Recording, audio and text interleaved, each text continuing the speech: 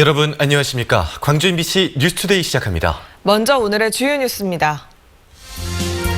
해외 입국자들이 잇따라 코로나19 확진 판정을 받고 있습니다. 광주 지역 확진자는 27명으로 늘었고 16번째 확진자부터는 모두 해외 입국 사례인 것으로 집계됐습니다. 코로나19 여파로 총선 후보들의 선거운동이 어느 때보다 차분하게 펼쳐지고 있습니다. 선거는 이제 열흘이 채 남지 않았습니다. 전두환 씨의 사자 명예훼손 재판이 넉 달여 만에 다시 열립니다. 새로운 재판장이 전 씨의 불출석 허가를 유지할지 주목됩니다. 코레일의 직원 감원 정책에 따라 안전수칙에 어긋나는 나홀로 근무가 일상화되고 있습니다. 코로나19 확진자가 광주 지역에서 27명으로 늘었습니다. 해외 입국자에 대한 관리가 강화되면서 확진자가 계속 발생하고는 있지만 다행히도 집이나 시설에 격리된 채 확진 판정을 받다 보니 이 접촉자 추가 감염 사례는 늘지 않고 있습니다. 이계상 기자입니다. 광주 27번째 코로나19 확진자는 카타르에서 입국한 26살 여성 A씨입니다. 지난 3일 인천공항으로 입국한 A씨는 전용 버스와 KTX 전용칸, 그리고 구급차를 이용해서 집까지 이동했습니다. 3일과 4일 이틀 동안 방역 지침에 따라서 자가 격리 중이었던 A씨는 보건소 선별진료소를 방문해 검체를 하고 양성 확진 판정을 받았습니다. A씨의 이동 동선이 단순한 데다 접촉자는 A씨의 아버지뿐인 것으로 파악됐습니다. 아파트를 비우고 혼자 계시다가 선별진료소 갈 때만 아버지 차로 갔습니다. 현재까지 광주에서 발생한 코로나19 확진자는 27명. 16번째 확진자부터는 모두 해외 입국 사례인 것으로 나타났습니다. 광주시는 모든 해외 입국자를 대상으로 자가 또는 시설 격리를 의무화하고 2차례 진단 검사를 통해서 음성 판정을 받아야만 격리 해제하도록 했습니다. 또 고강도 사회적 거리두기 캠페인을 2주 동안 더 연장하고 다중시설에 대한 점검도 강화하고 있습니다. 지금까지 했던 종교 시설이라든지 다중 이용 시설 이런 것들에 대해서 지속적으로 점검을 하고 있습니다. 광주시의 긴급 생계비 지원이 인터넷 신청뿐만 아니라 현장 접수로도 가능해집니다. 광주시는 긴급 생계비 지원 신청을 오늘부터 95개 행정복지센터와 시청 1층에서 현장 접수를 시작한다고 밝혔습니다. 그동안 인터넷을 통해 접수된 긴급 생계비 지원 신청에는 28만 1,700여 가구가 참여했습니다. MBC 뉴스 이계상입니다. 전라남도가 농어업인과 법인의 경영 안정과 또 경쟁력을 강화하기 위해 500억 원의 농어촌 진흥 기금을 연 이율 1%로 최소 1억 원에서 최대 10억 원까지 선착순으로 융자합니다. 코로나19의 영향으로 지난 3월 말 기준 농어촌 진흥 기금 융자 실행률은 160개 농가 156억 원으로 지난해보다 건수는 3배 이상, 금액은 2배 이상 증가했습니다. 볕은 따사롭지만 아직 피부에 닿는 바람결이 차갑습니다. 오늘 광주의 아침 기온 1.6도로 다소 쌀쌀하게 출발하고요. 그 밖에 전남 지역에서는 영하권에서 출발합니다. 하루 새에도 기온 변화가 정말 큽니다. 광주의 낮 기온 19도 안팎까지 올라서겠고요. 그 밖의 지역도 비슷한 수준까지 오르면서 일교차는 20도가량으로 크게 나겠습니다. 일교차가 크게 나는 만큼 옷차림에 신경 쓰셔야겠습니다. 이렇게 기온도 오르락 내리락하는 가운데 대기의 건조함은 여전합니다. 어제 여수와 광양의 건조주의보는 건조경보로 강화됐고요. 그 밖의 지역에서도 건조주의보가 계속해서 이어지고 있는 상태입니다. 소각행위는 되도록 삼가셔야겠고요. 작은 불씨도 조심히 다루시기 바랍니다. 오늘 미세먼지 농도는 보통 수준으로 공기도 깨끗합니다. 다만 외출 시 마스크는 필수로 착용하셔야겠습니다. 날씨 정보였습니다. 4.15 총선 관심선거구를 돌아보는 시간입니다. 오늘은 광주 동남갑 선거구의 경쟁 구도와 후보들의 공약을 살펴보겠습니다. 송정근 기자입니다.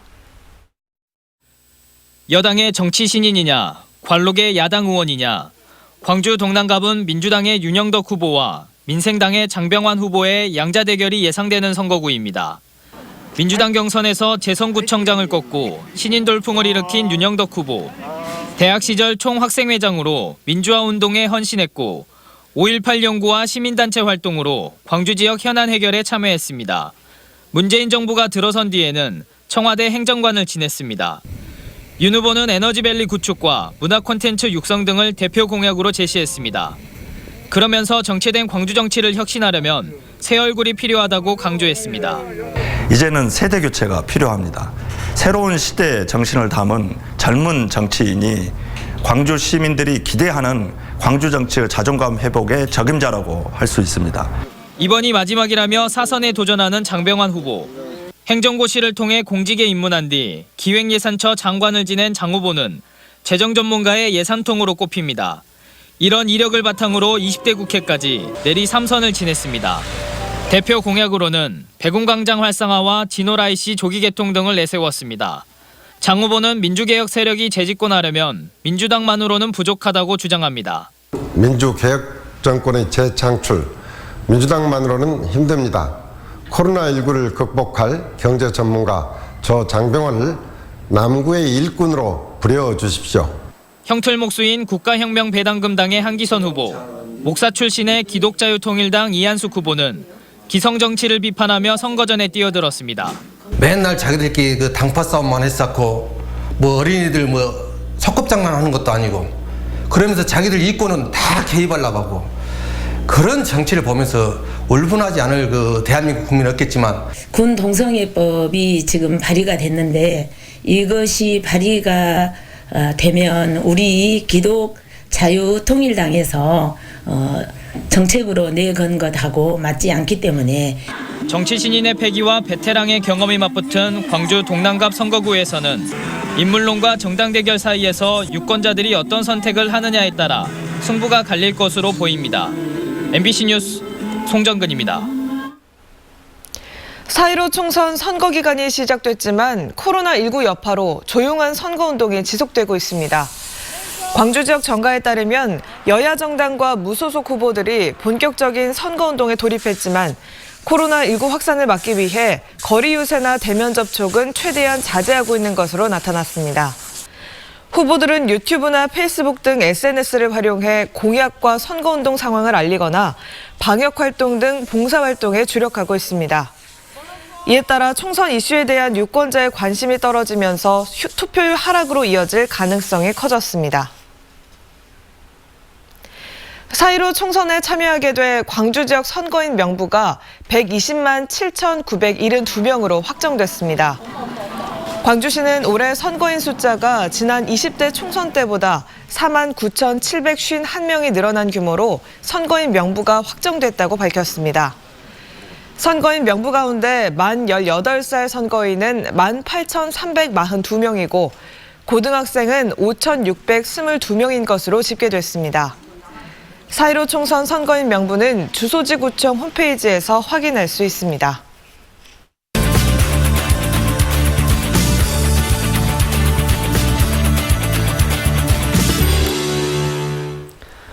지난주부터 본격적인 선거운동이 시작됐습니다. 각 정당과 후보들은 이전보다 조용하지만 또 치열하게 스스로를 알리고 있는데요.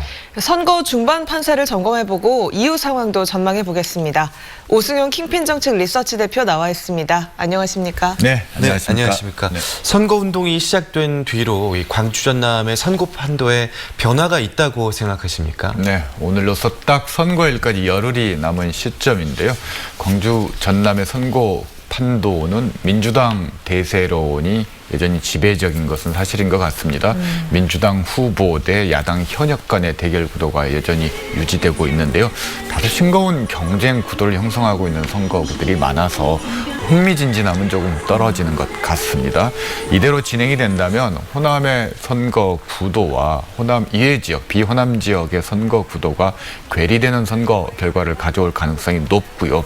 호남은 정권 성공론, 비호남 지역은 정권 심판론의 선거 구도가 맞서는 그런 선거 결과가 예상이 됩니다. 아마도 호남은 21대 총선에서 한국 정치의 갈라파고스가 될 가능성이 현재로서는 높아 보입니다. 호남 지역 판도에 대해서 이야기를 해봤는데요. 그렇다면 전국적인 판세는 어떻게 분석하십니까? 네, 각 당이 내놓은 판세 분석을 좀 소개해 드릴 필요가 있을 것 같습니다. 우선 자체 분석이라는 걸 참고해 주시기 바랍니다. 민주당은 전국적으로 134곳에서 우세를 보이고 있다고 주장하고 있고요. 미래통합당은 128곳에서 우세를 보이고 있다고 주장을 하고 있습니다. 관건은 수도권에서 어떤 결과를 가져오는가인데요. 네. 민주당의 자체 분석에 따르면 41곳에서 우세 지역이고 그리고 42곳이 경합 우세 지역, 도합 83곳에서 민주당이 우세를 점하고 있다고 주장하고 있고요. 미래통합당에서는 수도권 42곳이 우세 지역이라고 주장하고 있고 8곳에서 경합 우세 지역인데요. 관건은 최대 30%에 이르는 중도층, 부동층들이 어떤 선택을 하는가인데 이 선택에 따라서 수도권 판세가 결정되고 선거 결과까지 좌우될 것 같습니다. 네, 소위 격전지로 분류되는 곳들이 있는데요. 여기서 승부를 가를 변수는 어떤 것이다 예상하신 게 있은가요? 크게 두 가지인데요. 선거는 결국 경제, 먹고 사는 문제와 연관이 돼 있습니다. 코로나 사태와 관련해서 자영업자, 청년, 노인들의 생계가 굉장히 어려운 상황입니다. 국가적으로도 대책이 필요한 상황인데 재난수단 등의 정책적인 공약들을 선거 과정에서 어떻게 잘 대응하냐가 첫 번째 관건일 것 같고요. 두 번째는 현재 조국 윤석열 프레임으로 선거가 진행되고 있는데 이것은 결국 지지층의 동원을 최대화하겠다. 투표율이 떨어질 것을 예상하고 지지층 동원에 주력하는 건데 이것이 수도권 선거에서 어느 정당에게 유리하게 작용할지에 따라서 선거 결과가 좌우될 거라고 봅니다. 네, 지역구 선거 못지않게 이번 선거는 비례대표를 뽑는 정당 투표에도 관심이 굉장히 높은데요. 어떤 정당들이 비례 의석을 확보할까요? 네, 지역구 선거와 마찬가지로 비례대표 선거도 양강 구도가 유례없이 펼쳐지고 있는 선거다라고 얘기를 할 수 있을 것 같은데요. 네. 비례한국당에 맞서는 더불어시민당 그리고 열린민주당의 쌍끌이 구도가 민주당의 표를 분산시키는 상쇄 효과를 낼 것인가 아니면은 미래통합당을 비례한국당을 지지하지 않는 유권자들을 모두 흡수하는 상승 효과를 낼 것인가에 따라서 이 결과가 달라질 것 같은데요. 네. 만약에 상승 효과를 낸다면 아마도 그 피해가 정의당에게 갈 것이고 21대 총선에서 정의당의 비례대표 성적이 역대 최저로 흐를 가능성도 개연성도 부인할 수 없을 것 같습니다. 양당 경쟁 구도에 실망한 중도층 유권자들이 국민의당을 얼마나 지지할 것인가, 두 자릿수 의석을 얻을 것인가도 지켜볼 만한 대목인 것 같습니다. 네, 당장 금요일부터 사전투표가 시작이 되는데요. 이번에 코로나19가 이 투표율에 영향을 줄지 선거 판세에는 어떤 영향을 미칠지 또 궁금합니다. 우선 19대 총선 투표율이 54.2% 그리고 20대 총선 투표율이 58.0% 지난 지방선거 투표율이 60.2%였는데요. 코로나 사태가 아무래도 투표율에 부정적인 영향을 미칠 것이라는 것은 누구나 예상할 수 있는 부분인 것 같고요. 이미 제외 국민 투표는 20%를 넘기기 어렵다라는 전망이 나오고 있습니다. 그러나 중요한 건 전체 투표율이 문제가 아니라 경합 지역 투표율인데요. 특히 수도권과 PK 지역 투표율이 관건인데 투표율이 높을수록 유리한 정당이 있고 낮을수록 유리한 정당이 있는데 이것이 과연 더불어민주당에게 유리하게 될지 아니면 미래통합당에게 유리하게 될 것인지가 지켜봐야 될 핵심적인 포인트인 것 같습니다. 네, 지금까지 킹핀 정책 리서치 오승용 대표였습니다. 오늘 말씀 고맙습니다. 네, 고맙습니다. 감사합니다.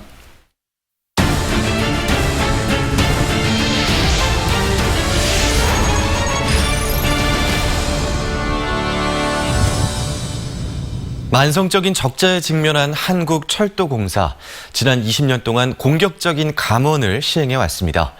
이에 따라 안전수칙에 어긋나는 나홀로 근무가 만연해져서 직원들이 위험에 노출돼 있습니다. 조희원 기자가 취재했습니다. 한국철도공사 직원인 유균 씨는 회사를 상대로 소송을 진행 중입니다. 철도공사가 불법적인 단독 근무를 지시하고 자신의 이름을 빌려 근무일지를 조작했다는 사실을 알게 됐기 때문입니다. 유 씨와 같은 수송직 직원들은 화물기관차가 들어오면 2인 1조로 화물칸을 분리 또는 결합하는 업무를 하는데 당일 업무를 하지 않았는데도 새벽 업무일지에 엉뚱하게 자신의 이름이 들어있던 겁니다. 그때는 이제 업무 협조를 받아서 서울로 간 거예요. 나하고 씨하고 같이 근무한 것처럼 그렇게 돼 있으니까 보고 깜짝 놀랐죠. 유 씨가 한국철도공사를 노동청에 고발하자 여수지청은 기소 의견으로 본부장을 검찰에 송치했습니다. 하지만 광주지검 순천지청은 증거 불충분이라며 불기소 결정을 내렸습니다. 근무자에게 2인 1조로 하도록 수차례 지시했지만 임의로 혼자 작업을 했다는 철도공사의 주장을 그대로 받아들인 건데 취재 결과 당사자의 주장은 달랐습니다. 새벽에 일이 있는데 이거 사람 없어도 되냐고 이제 아마 물어봤던 것 같아요. 그래서 아니 사람이 없어도 뭐 일을 해야지 어쩔 거냐. 그래서 이제 검찰은 노동지청의 판단을 뒤집고 고의적으로 법을 위반했다 보기도 어렵다고 판단했습니다.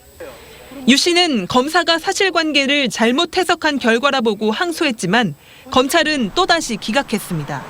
나는 도대체 이해를 못 하겠어요. 왜 나는 그 도대체 자료를 제대로 보는 건지, 그러니까 내가 판단하기는 난 읽어보지도 않았다라고 판단할 수밖에 없어요. 유 씨는 재항고를 신청했습니다. 이 입판 작업이라는 것이 이 역 분야에서는 제일 사고가 많이 위험나요. 근데 아무도 그 얘기를 하지 않고 그냥 입 다물고 있으면 계속해서 그렇게 하는 거잖아요. 복수의 직원들에 따르면 이 같은 나홀로 근무는 암암리에 곳곳에서 시행되고 있습니다. 명백하게 드러난 잘못도 눈을 감아주는 상황. 허술한 법망이 안전 불감증을 부추기고 있다는 지적은 피하기 어려워 보입니다. MBC 뉴스 조이원입니다. 재판장 사직으로 지연됐던 전두환 씨의 사자 명예훼손 사건 재판이 오늘 다시 시작됩니다.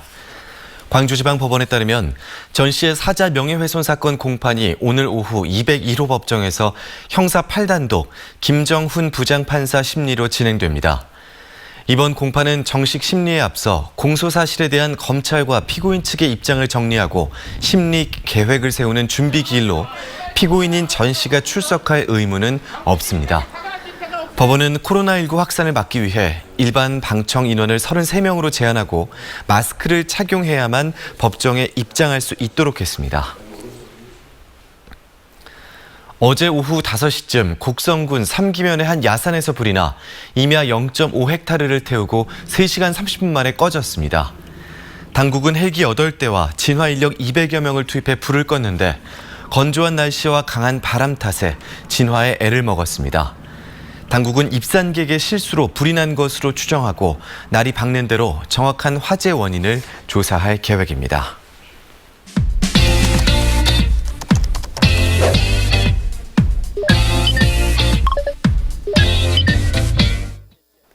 한 주간 누리꾼들의 관심사를 키워드로 정리해보는 누리픽 시간입니다. 지난 한 주 어떤 키워드가 많은 관심을 받았는지 살펴볼까요?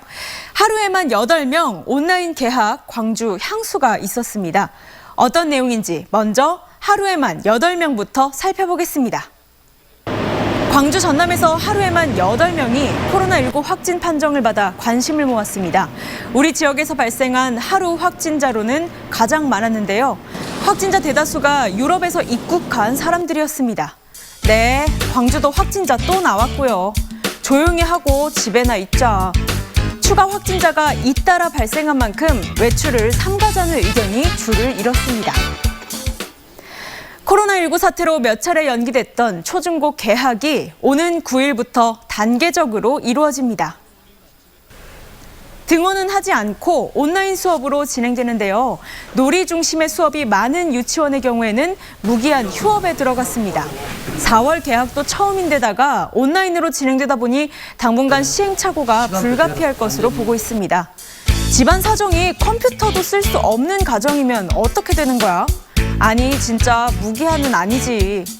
온라인 개학 소식이 알려지자 일부 누리꾼들은 교육 취약 계층 학생들과 일자리 상실에 대해 걱정하기도 했습니다. 5.18과 민주, 창조 등 광주를 대표하는 5가지 키워드를 향으로 표현한 향수가 등장했습니다. 작곡가 겸 가수, 설치미술가로 활동 중인 정희경 작가의 작품인데요. 감각 중에서 가장 강력하고 시간과 공간을 초월할 수 있는 감각인 후각을 통해 사람들이 광주를 더 오래 기억하면 좋겠다는 생각에서 향수를 제작했다고 합니다. 여러 가지로 생각하게 하는 작품이네.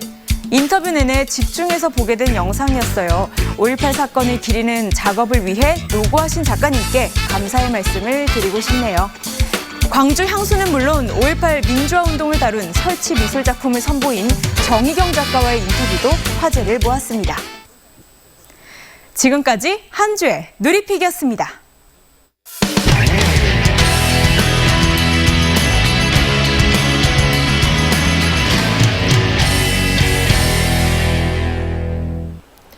정부가 오는 6일로 예정된 각급 학교 개학을 코로나19 확산 우려로 연기했죠. 그런데 예정대로 개학을 강행했다면 코로나19 확산세가 여름까지 계속됐을 거라는 연구 결과가 나왔습니다.